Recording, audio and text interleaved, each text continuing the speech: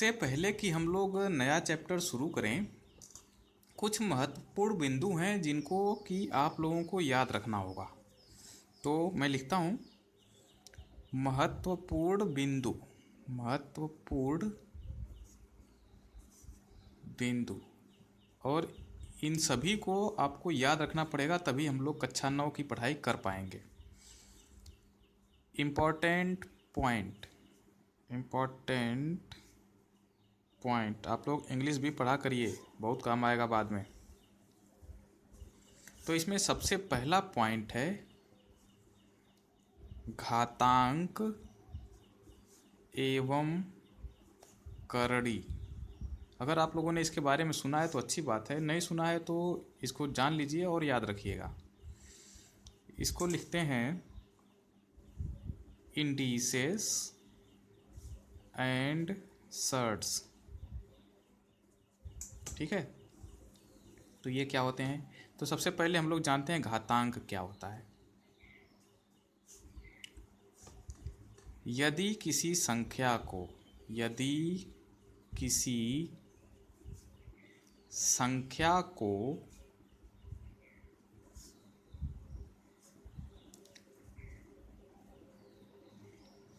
मान लेते हैं वो संख्या है a, ठीक है, इसको कोष्टक में लिख देते हैं। यदि किसी संख्या a को m बार गुणा किया जाए, गुणा किया जाए, तो मैं गुणा करता हूँ a गुणे a गुणे a, इसी तरह से कितनी बार जाएगा? m बार। तो इसको हम लोग इतना लंबा न लिख करके एक छोटा फॉर्म में लिखते हैं। a कितना बार है? m बार। तो a लिखा नीचे, ऊपर हम लोगों ने एक लिख दिया छोटा सा m। ठीक है, जहाँ a को आधार, a को आधार, इंग्लिश में इसको कहते हैं बेस, तथा m को घातांक, इंग्लिश में उसको इंडिसेस पढ़ते हैं या पावर पढ़ते हैं, इंडिसेस अथवा पावर पढ़ते हैं। ठीक है, तो m को घातांक कहते हैं। घातांक समझ में आ गया कि अगर किसी संख्या को m बार गुणा किया है तो हम लोग इतना लंबा न लिख करके उसकी घात के रूप में लिखते हैं। जैसे जैसे मैं कहूँ कि 2 गुणे 2 गुणे 2 गुणे 2, कितना बार हो गया ये? 1 2 3 4, 4 बार हो गया। तो इसको हम लोग क्या लिखेंगे? 2 की घात 4। ठीक, तो यहाँ पे आधार क्या हुआ? 2 आधार हुआ, 4 को क्या पढ़ेंगे? घातांक। इसी तरह से 3 गुणे 3 गुणे 3, कितना बार है? 3 है, 3 बार। तो इसको इतना लंबा ना लिख करके एक छोटा सा फॉर्म लिखते हैं, 3 की घात 3 हो जाएगा। इसका मतलब ये नहीं है कि अगर 2 गुणे 3 गुणे 5 है तो इसको भी घात के रूप में लिख सकते हैं, इसको नहीं लिख सकते, याद रखिएगा। केवल एक ही संख्या होनी चाहिए कई बार। ठीक, तो जैसे यहाँ पे 2 है 4 बार तो 2 की घात 4 हो जाएगा, 3 है 3 बार तो 3 की घात 3 हो गया। ओके, और इसी का ठीक उल्टा काम करने के लिए एक चिन्ह का इस्तेमाल किया जाता है जो कि इस तरह का होता है, ऐसे बनाया जाता है। ठीक है, यहाँ पे वो नंबर रहेगा, इसका उल्टा जिसका करना है, और यहाँ पे एक और नंबर होता है n। ठीक, यहाँ पे छोटा सा लिखा रहता है n। तो हम लोग इस चिन्ह को पढ़ते हैं, इस चिन्ह को पढ़ते हैं करड़ी, इंग्लिश में कहते हैं इसको सर्ड। और इस नंबर को पढ़ते हैं हम लोग करड़ी की घात, करड़ी की घात। ठीक है, अब अगर इस करड़ी की घात में 2 लिखा रहता है तो इसको पढ़ते हैं हम लोग वर्गमूल, वर्गमूल। और कभी कभी इसकी जगह पे कोई नंबर नहीं लिखा रहता है, खाली ऐसे ही करड़ी दिखाया जाता है। तो इसको भी यही पढ़ते हैं, वर्गमूल निकालना है। अगर ये नंबर नहीं लिखा है तो इसका मतलब यहाँ पे 2 है ऑटोमेटिक। ओके, अगर ये नंबर होता है 3 तो इसको पढ़ते हैं घनमूल, घनमूल। ओके, और इसको इंग्लिश में कहते हैं स्क्वायर रूट, स्क्वायर रूट। और इसको कहते हैं क्यूबिक रूट या केवल क्यूब रूट। याद रहेगा। अब देखते हैं इसको कैसे करते हैं। जैसे यहाँ पे 3 की घात 2 लिखा है और हम कहें कि इसका वर्गमूल निकालना है। यहाँ पे इसका मतलब कुछ नहीं लिखा रहेगा या 2 लिखा रहेगा। ठीक, तो 2 का मतलब है कि ये 2 बार होना चाहिए तो 1 बार खाली हो जाएगा। जैसे इसको हम लोग लिख सकते हैं, करड़ी में 3 की घात 2 है, इसका मतलब 3 × 3 लिखा जाएगा। ठीक है, तब देखिए इसका वर्गमूल निकालना है, मतलब 2 संख्या को 1 बना देंगे हम लोग। क्या करेंगे, 2 संख्या को 1 बना देंगे। अगर यहाँ पे 2 लिखा है तो ये कितना हो जाएगा, 3 खाली हो जाएगा। चलिए अगला एग्जाम्पल देखते हैं। अगर करड़ी में यहाँ पे घात 3 लिखा हुआ है और यहाँ पे 4 की घात 3 लिखा है, तब क्या होगा। तो इसको हम लोग कर सकते हैं, करड़ी में 4 × 4 × 4। ठीक, और यहाँ पे 3 लिखा है, यानी कि अगर ये संख्या यहाँ पे 3 बार होती है तो उसको हम लोग लिखेंगे 1 बार। जितनी संख्या यहाँ पे लिखी होती है अगर उतनी संख्या अंतर है तो उसको 1 बार लिख देते हैं। बस इतना ही करना है। 4 की घात 3 है, मतलब कि 4 को हम लोग 3 बार लिख सकते हैं, तो ये हो जाएगा केवल 4। समझ में आ रहा है कुछ। चलिए अगला एक और एग्जांपल देखते हैं। अब हमको निकालना है वर्गमूल किसका, 4 का। तो कैसे निकालेंगे। अभी बताया गया कि हम लोग इसको लिख सकते हैं, 4 को लिख सकते हैं 2 × 2। ठीक है, अब इसका वर्गमूल निकालना है, यानी कि 2 को हमको लिख कर देना है 1 बार, 2 संख्या को कर देना है 1 बार।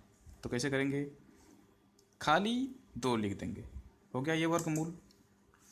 अगर यहाँ पे लिख दिया गया 2 की घात 4 का वर्गमूल करिए, तब कैसे करेंगे देखते हैं। ये बराबर करड़ी में 2 × 2 × 2 × 2 और हमको क्या करना है, 2 संख्या को 1 बनाना है। यहाँ पे 4 संख्या है। ठीक, तो 2 संख्या को 1 बना देंगे और हम लोग लिख देंगे आंसर। जैसे यहाँ पे ये 2 संख्या का 1 बनाया 2, ये 2 संख्या का 1 बनाया और गुणा पहले से है तो यहाँ पे गुणा रहेगा और 2, तो इसका आंसर क्या हो जाएगा, 2 × 2 मतलब कि 4। ठीक है, चलिए उम्मीद है समझ में आया होगा। तो आप लोग इसको याद रखिएगा। अब अगला महत्वपूर्ण बिंदु है नंबर 2, जिसको कहते हैं कि भौतिक राशियाँ। भौतिक राशियाँ, इसको इंग्लिश में कहते हैं फिजिकल क्वांटिटी, फिजिकल क्वांटिटीज़। ठीक है, ये क्या होता है, वे राशियाँ जिन्हें हम माप सकते हैं तथा संख्या का मतलब गिनती में प्रदर्शित कर सकते हैं,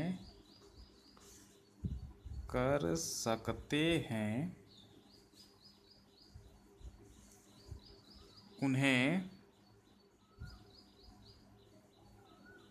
भौतिक राशियाँ कहते हैं। भौतिक राशियाँ कहते हैं। जैसे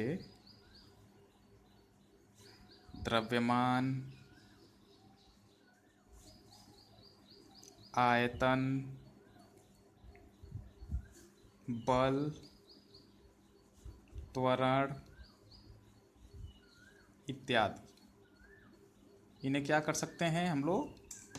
माप सकते हैं गिनती में। ठीक। लेकिन यहाँ पे एक महत्वपूर्ण बात है कि भौतिक राशियों को मापने के लिए हम लोग एक मात्रक का इस्तेमाल करते हैं।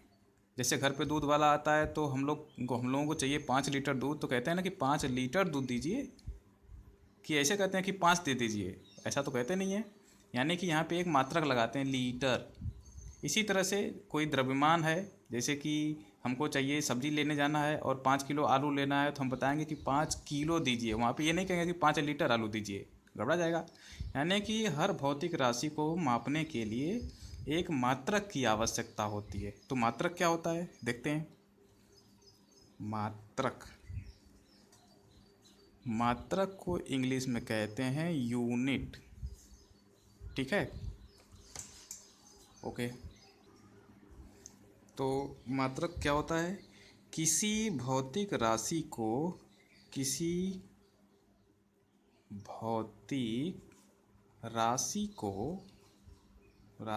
को मापने के लिए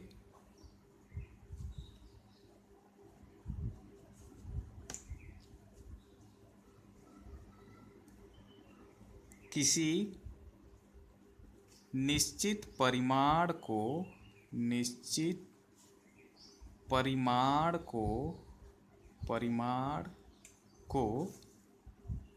मानक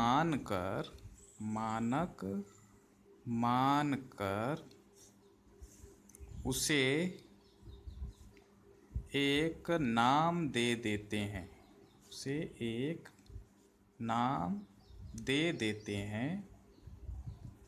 जिसे मात्रक कहते हैं। अब आपको समझ में आया कि किसी को मानक मान लिया, हमने मान लिया कि जो दूध वाला आया है उसके पास जो डिब्बा है वो 1 लीटर का है, तो हमने उसको नाम दे दिया डिब्बे को कि ये लीटर है, और उस लीटर को हमने बोल दिया मात्रक। उसी तरह से किलोग्राम को मापने के लिए भी मानक बनाया गया है, लेकिन अभी आपको समझ में नहीं आएगा, ये सब आपको इंटरमीडिएट में पढ़ाया जाएगा। लेकिन इसकी ज़रूरत इस समय है, इसलिए मैं आपको बता रहा हूँ, तो आप लोग याद रखिएगा।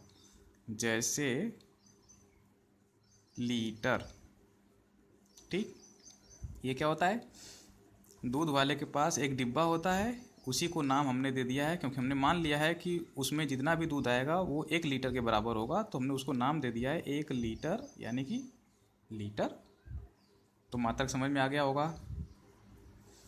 इसी तरह से जैसे कि आपके पास पैसे होते हैं, तो आप देखते हैं कि 10 का नोट भी आता है और 2000 का नोट भी आता है। तो 10 का नोट पहले से था, तो भी हमको 2000 की नोट बनाने की क्या ज़रूरत पड़ गई, आपको पता है? क्योंकि 10 का नोट अगर 2000 के बराबर करेंगे तो ढेर सारे नोट आएंगे और उसको ढोने में बड़ा समस्या हो सकता है, ऐसा होता है। इसीलिए हम लोगों ने एक बड़ा नोट बना दिया। इसी तरह से मात्रक है। अब जैसे छोटा सा 1 पाव का दूध का डिब्बा होता है और एक 1 लीटर का होता है। 1 पाव वाले से 10 लीटर दूध नापना है तो कितनी बार मापेगा, कितनी परेशानी होगी। तो एक बड़ा सा अगर लीटर रहेगा, यानी कि 1 लीटर का एक डिब्बा रहेगा, तो हम लोग केवल 10 बार मापेंगे। तो इसी तरह से मात्रकों में भी होता है कि मतलब किसी भी राशि को अगर बड़ी मात्रा में मापना हो तो हम लोग बड़ी मात्रा को लिखने के लिए खाली लीटर नहीं, 1000 लीटर नहीं लिखते, उसको सीधे टन कर देते हैं, तो एक नया नाम दे देते हैं। ठीक है। और आप लोग ये भी जानते होंगे कि अगर हम लोग किसी वस्तु का द्रव्यमान माप रहे हैं तो उसको हम लोग ग्राम में भी माप सकते हैं और किलोग्राम में माप सकते हैं। ग्राम था पहले से, तो ये किलोग्राम क्या था? ग्राम के पहले हम लोगों ने, जैसे कि किलोग्राम है, किलोग्राम, ठीक है, तो इसमें हम लोग देखते हैं कि 2 शब्द है, किलो और ग्राम, है ना। ग्राम के पहले एक शब्द लगा दिया किलो, इसको का नाम दिया गया है पूर्व लग्न। पूर्व लग्न, क्योंकि ये राशि, इसको इंग्लिश में कहते हैं प्रीफिक्स। Prefix, okay. पहले से हम लोग ग्राम में नापते थे, लेकिन हमको एक बड़ा नापना पड़ा, ज़्यादा नापना पड़ा, तो उसके लिए एक प्रीफिक्स लगा दिया, पूर्व लग्न पहले लगा दिया किलो, तो कुल मिला के हो गया किलोग्राम। और हमको ये भी पता है कि 1 किलोग्राम में 1000 ग्राम होते हैं। नहीं पता है तो अभी थोड़ी देर में आपको पता चल जाएगा। तो इसी तरह से बड़े मात्रक के लिए हम लोग पूर्व लग्न का इस्तेमाल करते हैं। और यहाँ पे देखते हैं कि 1000 ग्राम है, और 1000 को हम लोग लिख सकते हैं 10 गुणे 10 गुणे 10, या फिर कहें तो 10 की घात 3। ठीक, यानी कि ग्राम के पहले जो पूर्व लग्न लगाया है उसका गुणांक क्या हुआ, 10 की घात 3। गुणांक का क्या मतलब है कि ग्राम में अगर 10 की घात 3 से गुणा कर देंगे, ग्राम में अगर हम लोग गुणा कर देंगे 10 की घात 3 से, तो ये बन जाएगा किलोग्राम। किलोग्राम, इसीलिए इसको कहते हैं गुणांक, और इसको इंग्लिश में कहते हैं फैक्टर। ठीक है, तो मेरे पास एक लिस्ट है इन गुणांकों की और ये पूर्व लग्नों की, जिसको मैं बनाने जा रहा हूँ। तो आप लोग इसको लिख लीजिएगा और याद रखिएगा।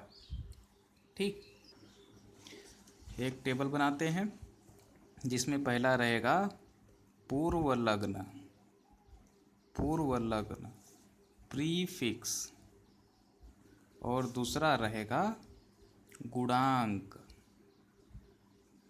फैक्टर। ऐसे लाइन खींच लीजिएगा बीच में। अब हम लिखते हैं, तो मैं यहाँ पे लिख देता हूँ,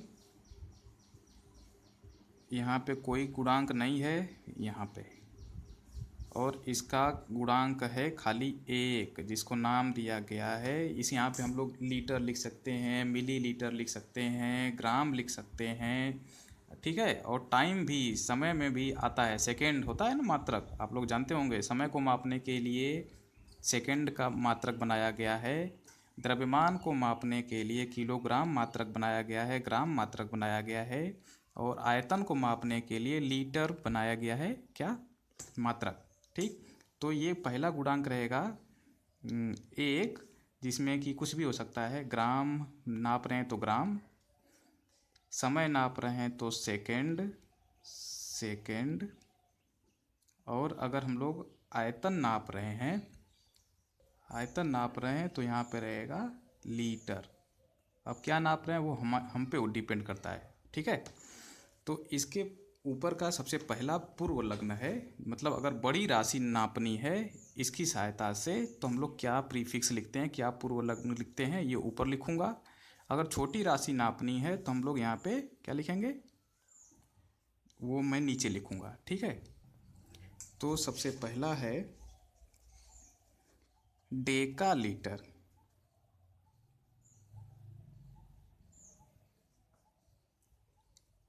डेका, इसको इंग्लिश में लिखते हैं DECA, डेका। और ये कितना गुणांक होता है इसका, इसका गुणांक होता है 10 की घात 1। मतलब लिखा जाए कि 1 डेका ग्राम में कितने ग्राम, तो आप बताएंगे इसका गुणा करके, 10 की घात 1 मतलब 10 का गुणा कर देंगे ग्राम में, तो कितना हो जाएगा, 10 ग्राम हो जाएगा। 1 डेका ग्राम में कितना ग्राम, 10 ग्राम। इसी तरह से लिखा जाएगा डेका सेकेंड, तो आपको पूछा जाएगा 1 डेका सेकेंड में कितना सेकेंड, तो इसी 10 की घात 1 का गुणा कर देंगे तो बताएंगे 10 सेकेंड। ठीक, चलिए अगला है हेक्टो। हेक्टो, इसको लिखते हैं HECTO। इसके बाद ये डैश लगा रहा हूँ मैं, डैश लगाने का मतलब है इसके बाद क्या जोड़ना है आपको, ग्राम जोड़ना है, सेकंड जोड़ना है, लीटर जोड़ना है, यहाँ पे जोड़ देंगे। ठीक, तो ये ब्रैकेट बंद। और हेक्टो का मान होता है, गुणांक होता है 10 की घात 2। 10 की घात 2 का मतलब क्या, 100 से गुणा करना रहेगा। पूछा जाएगा कि 1 हेक्टोग्राम में कितना ग्राम, तो 10 की घात 2 से गुणा कर देंगे। ठीक, चलिए अगला है किलो। आया किलो, और इसको लिखते हैं KILO। इसके आगे लगाएंगे किलोग्राम, तो यहाँ पे हम लोग गुणांक इस्तेमाल करते हैं 10 की घात 3। अब इसके बाद आप लोग समझ रहे होंगे तो मैं जल्दी जल्दी लिख देता हूँ। मेगा MEGA डैश, और यहाँ पे 10 की घात 6 होती है गुणांक। जीगा GIGA, इसको लोग गीगा भी पढ़ते हैं, दोनों ठीक है। 10 की घात 9 इसका गुणांक होता है। टेरा TERA टेरा 10 की घात 12 इसका गुणांक होता है। पेटा 10 की घात 12 हो गया। पेटा PETA पेटाग्राम में पूछा जाएगा एक पेटाग्राम में कितना ग्राम, तो 10 की घात 15।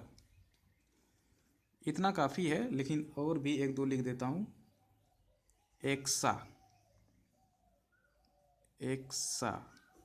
इंग्लिश में लिखते हैं EXA डैश, ये कितना होता है 10 की घात 18। ये बहुत बड़े मात्रक हैं। अब छोटे में चलते हैं, नीचे आइए। अब छोटा है जो इस ग्राम से, सेकंड से, लीटर से जो छोटा है वो लिखते हैं।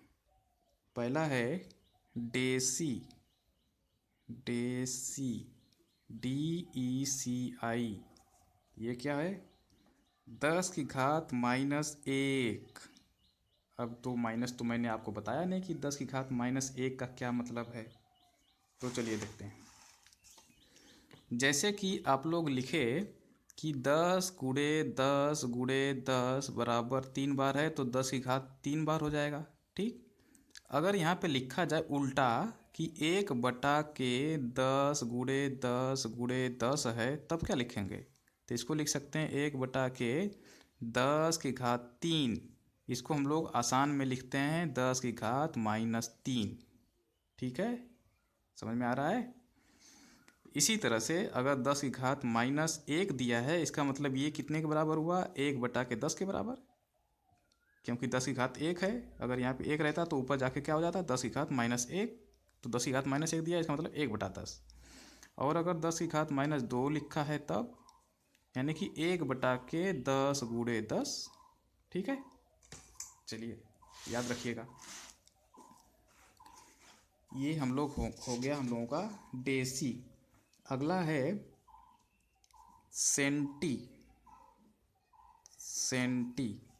इसका कितना मान होता है, ये है CENTI डैश। अगर पूछा जाएगा कि 1 सेंटीमीटर में, सॉरी 1 सेंटीग्राम में कितने ग्राम, तो गुणा किसका करना है, 10 की घात -2 का गुणा करना है। इसका मतलब क्या हुआ कि वो 100वां भाग है किसका, ग्राम का। चलिए अगला है मिली। इसको इंग्लिश में लिखते हैं MILLI डैश, और इसका गुणांक होता है 10 की घात -3। ठीक है, इसके आगे वाला जल्दी जल्दी लिख देता हूँ। माइक्रो MICRO, इसको कहते हैं 10 की घात -6 से गुणा करना है।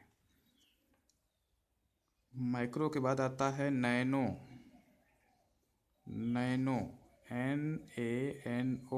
इसको क्या लिखते हैं, 10 की घात -9 से गुणा करते हैं। पीको PICO, 10 की घात -12 से गुणा करते हैं। ये सब बहुत छोटे हो गए। फेमटो FEMTO,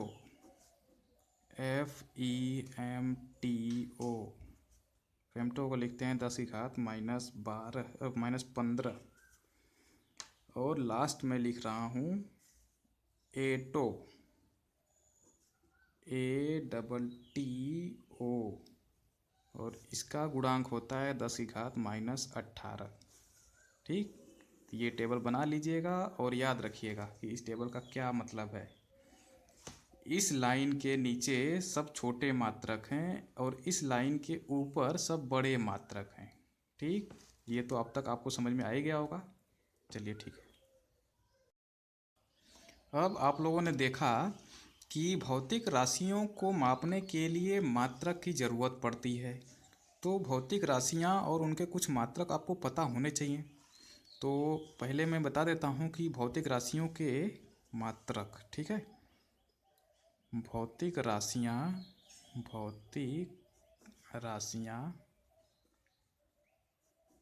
तथा उनके मात्रक,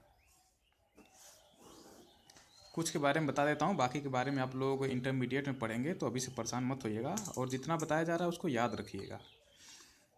द्रव्यमान, पहली भौतिक राशि है द्रव्यमान। इसका मात्रक क्या लिखते हैं हम लोग? किलोग्राम। किलोग्राम। और इसको इंग्लिश के शॉर्टकट में लिखते हैं केजी, छोटा रूप में, ठीक है। और भी मात्रक हैं जैसे ग्राम है, तो इसके बाद इस लिस्ट में से आपको मिल जाएगा कि जो भी नया मात्रक देगा तो इसी पे डिपेंड देगा। जैसे कि ग्राम है तो कहेगा जी का ग्राम है, टेरा ग्राम है, तो आपको पता चल जाएगा कितना ग्राम है। तो उसका मूल मात्रक जो कि हम लोग ज़्यादा यूज़ करते हैं वो है किलोग्राम। दूसरा है लंबाई। लंबाई को मापने के लिए आपको पहले से पता है कि हम लोग क्या इस्तेमाल करते हैं? मीटर। मीटर, इसको छोटा फॉर्म में छोटा सा एम लिख देते हैं, ठीक। अब यहाँ पे देखिए, किलो के बाद हम लोग मीटर लगा देंगे तो कितना हो जाएगा? किलोमीटर। तो 1 किलोमीटर में कितना मीटर हुआ? तो यहाँ से 1 किलो में कितना? 10⁻³ तो क्या करेंगे? 10⁻³ से मीटर में गुणा कर देंगे, यानी कि 1000 मीटर हुआ कितना? 1 किलोमीटर में, ठीक है। अगला है समय। समय का मात्रक होता है सेकेंड, या फिर सेकंड लिखते हैं, और इंग्लिश में छोटा सा एस, ठीक।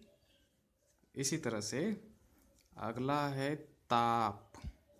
ताप को मापने के लिए तो आपको पता ही है, डिग्री सेल्सियस, डिग्री, गलत हो गया, डिग्री सेल्सियस, सेल्सियस, जिसको कि शॉर्टकट में लिखते हैं ऐसे छोटा सा 0 फिर सी, ये डिग्री सेल्सियस हो गया, अथवा डिग्री केल्विन, है ना। इसको लिखते हैं खाली के, इसमें डिग्री नहीं लिखते हैं, कहीं कहीं लिखते भी हैं तो वो भी गलत नहीं है, ठीक है ना। इन चारों की हमको ज़्यादा ज़रूरत पड़ेगी तो आप लोग इसको याद रखिएगा। अभी हम लोग ख़त्म नहीं किए हैं भौतिक राशियाँ, अभी हम लोग चल ही रहे हैं भौतिक राशियाँ में। तो हम लोग मात्रक पढ़े कि इसको दर्शाने के लिए हम लोगों को मात्रक की ज़रूरत पड़ती है, और कुछ भौतिक राशियाँ और उनके मात्रक हम लोग यहाँ पे लिख लिए हैं, ठीक है। तो अब आगे हम लोग चलते हैं इसके कि भौतिक राशियों के प्रकार क्या होते हैं। भौतिक राशियों के प्रकार, भौतिक राशियों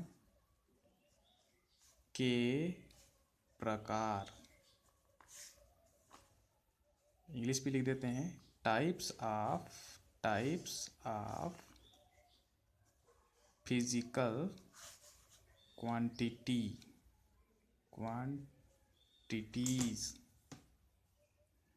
ES, क्वांटिटीज, ठीक है।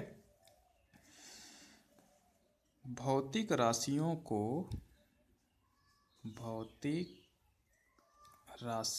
को निम्नलिखित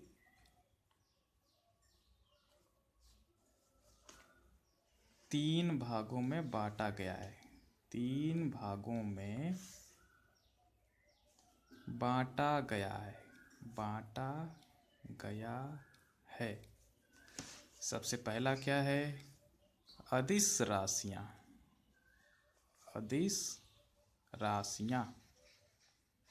दूसरा क्या है? सदिश राशियाँ। आप लोग शायद इसको पढ़े भी होंगे, नहीं पढ़े हैं तो इसको जान जाइए आप लोग। तीसरा क्या है? प्रदिश राशियाँ, जो कि आपको इस कक्षा में नहीं पढ़ना है, फिर भी मैं बता दे रहा हूँ क्योंकि आगे आएगा, तो आप लोग इसको भी याद रखिएगा। इसको क्या कहते हैं? स्केलर क्वांटिटीज, इसको क्या पढ़ते हैं? Vector quantities, vector quantities. तीसरा है टेंसर क्वांटिटीज, टेंसर क्वांटिटीज। ठीक, तो पहला क्या होता है? पहला होता है वे राशियां, वे राशियां जिनमें केवल परिमाण होता है, परिमाण होता है, उन्हें सदिश राशियां कहते हैं। सदिश राशियां कहते, सदिश कहते हैं कि हम लोग तो अदिश पढ़ रहे हैं ना पहला, तो अदिश राशियां कहते हैं जिनमें केवल परिमाण होता है, उन्हें अदिश राशियां कहते हैं। जैसे द्रव्यमान, द्रव्यमान और समय, समय इत्यादि। ठीक, द्रव्यमान को हम लोग खाली संख्या में बताते हैं कि 1 किलो है, 2 किलो है, 3 किलो है। उसी तरह से समय को भी सेकंड में या घंटे में बताते हैं, 1 घंटा हुआ, 2 घंटा हुआ, 3 घंटा हुआ, है ना। तो इसमें क्या है? खाली परिमाण है, मतलब एक संख्या है जिसका कुछ मात्रक है। संख्या और मात्र, ये अदिश राशि में कुछ अंतर होता है। ठीक, जैसे कि हम लोग गिनती करते हैं, मान लीजिए कोई संख्या का योग करना है, जैसे 2 + 2 करेंगे तो 4 हो जाएगा, 3 - 2 करेंगे तो 1 हो जाएगा। ये तो संख्या हो गया। अब अदिश राशि क्या है? 2 किलो + 2 किलो कितना हो जाएगा? 4 किलो, 4 किलो। 3 kg - 2 kg कितना हो जाएगा? 1 kg। लेकिन अब देखिए कि नंबर मतलब संख्या और अदिश राशि में क्या अंतर है, यहाँ पे पता चलेगा। 2 kg + 1 मीटर, क्या आप बता सकते हैं? नहीं। इसका मतलब है कि अदिश राशियाँ वे संख्याएं हैं जिनके की मात्रक होते हैं। तो आप लोग इसको याद रखिएगा, भूलिएगा मत। ठीक, अदिश राशियाँ और संख्या में अंतर समझ में आ गया। मतलब वे संख्याएं जिनका की कुछ मात्रक होता है, उसको हम लोग कहते हैं अदिश राशियाँ। दूसरा, इसी तरह से ये मात्रक सभी राशियों में होते हैं, मात्रक तो सब में ही रहेंगे, बस अब देखिए अंतर क्या होता है। दूसरा क्या है? सदिश राशियाँ। ये क्या होती हैं? वे राशियाँ, वे राशियाँ जिनमें परिमाण तथा दिशा दोनों होते हैं, दोनों होते हैं, उन्हें सदिश राशियाँ कहते हैं। सदिश राशियाँ कहते हैं। जैसे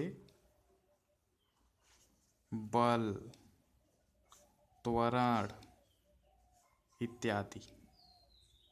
ये सब क्या होते हैं अभी तक आप लोग नहीं जानते हैं, इसलिए इसके बारे में नहीं बताऊंगा। जब आएगा पढ़ेंगे हम लोग इसके बारे में, तो हम लोग इसको जान जाएंगे। ठीक है। तीसरा, जो कि आप लोगों को इंटरमीडिएट तक भी नहीं पढ़ना है, वो मैं बता देता हूँ आपको, खाली याद रखिएगा। वे राशियाँ, वे राशियाँ जिनमें